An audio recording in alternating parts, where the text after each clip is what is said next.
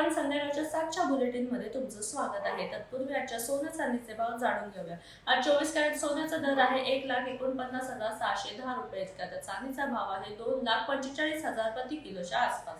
आता वेळ न दवडता पाहूया आजच्या दिवसभरातील सर्वात महत्त्वाच्या आणि चर्चेतील बातम्या। पांडवकड्यावर बंदी तरीही पर्यटकांची गर्दी।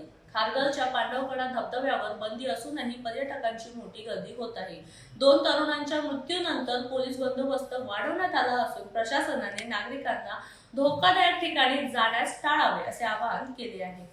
अलकापुरी जन्मय नागरिकांचा पालिकेवर निष्काळजीपणाचा आरोप। मुसळधार पावसानंतर वसईतील अलकापुरी परिसरात अजूनही पाणी साचले असून घरे, रस्ते आणि वाहतूक जलमय झाली आहे। नाले सफाई व जलनिसारणाची कामे प्रभावीपणे न झाल्याचा आरोप करत नागरिकांनी तातडीने पाणी उपसण्याची आणि कायमस्वरूपी उपाययोजना करण्याची मागणी केली आहे। वेश्या व्यवसाय करणाऱ्या टोळींवर मोका अंतर्गत कारवाई। कल्याण परिसरात वेश्या व्यवसाय चालवणाऱ्या टोळीवर मोका अंतर्गत कारवाई करण्यात आली आहे। याबाबतची माहिती कल्याणचे एसीपी अशोक होनमाने यांनी दिली आहे। खेडमध्ये भूस्खलनाने घर कोसळले, दोघांचा मृत्यू, एक महिला बचावली। खेड तालुक्यातील दहिवली येथे मुसळधार पावसामुळे भूस्खलन होऊन घर कोसळले।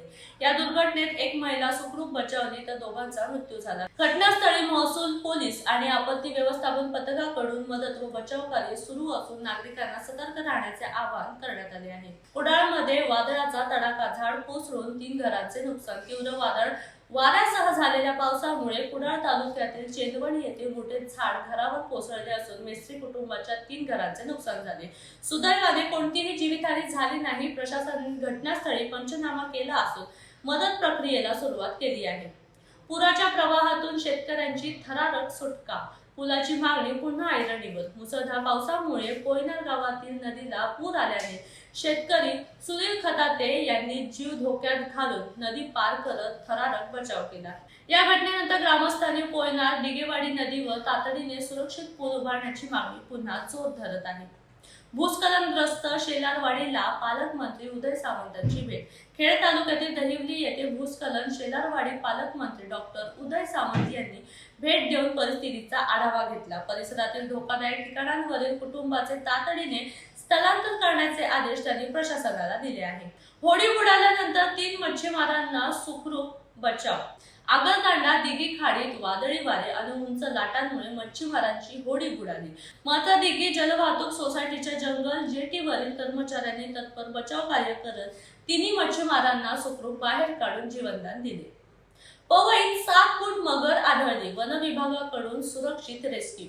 पवई तलावाजवळील मोरारजी नगर परिसरात 7 फूट लांबीची मगर आढळल्याने नागरिकांमध्ये घबराट पसरली आहे। वन विभाग आणि बचाव पथकाने संयुक्त कारवाई करत मगरीला सुरक्षितपणे पकडले असून वैद्यकीय तपासणीनंतर तिला नैसर्गिक अधिवासात सोडण्यात येणार आहे। कशेडी घाटाची पालकमंत्री उदय सामंतांकडून पाहणी। मुंबई गोवा महामार्गावर पाणी साचले आणि दरड कोसळण्याच्या घटनांच्या पार्श्वभूमीवर पालकमंत्री डॉक्टर उदय सामंत यांनी कशेडी घाटाची पाहणी केली।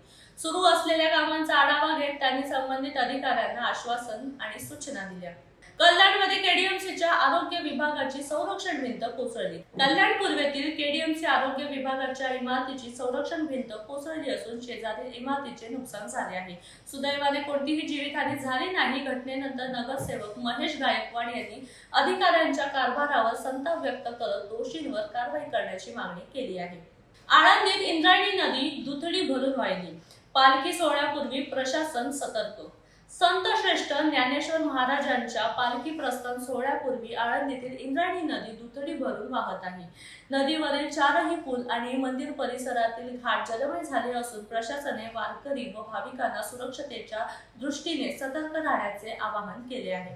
पाथर्डी दामिनी पथकासाठी आंदोलन, पोलिसांकडून कारवाईचे आश्वासन। पाथर्डी शहरातील विद्यार्थ्यांची छेडछाड आणि वाढती टवाळगिरी रोखण्यासाठी दामिनी पथक सक्रिय करण्याच्या मागणीसाठी जगदंब प्रतिष्ठानच्या तरुणांनी पोलीस ठाण्याबाहेर लक्षणीय उपोषण केले। पोलिसांनी लवकरच कारवाईचे आश्वासन दिल्यानंतर आंदोलन स्थगित करण्यात आले।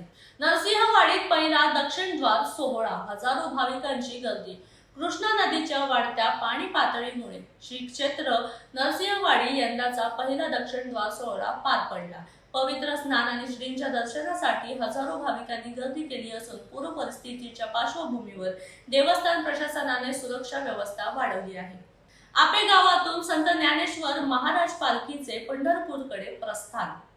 पैठणच्या श्री क्षेत्र आपेगाव येथून संत ज्ञानेश्वर महाराज पालखी सोहळ्याचे भक्तिमय वातावरणात प्रस्थान झाले। टाळ मृदुंगाचा गजर आणि ज्ञानोबा माऊलींच्या जयघोषात हजारो वारकरी सहभागी झाले असून 24 जुलै रोजी पालखी पंढरपुरात दाखल होणार आहे। अंबाबाई मंदिराच्या दानपेटीत 2.57 कोटींचा निधी जमा।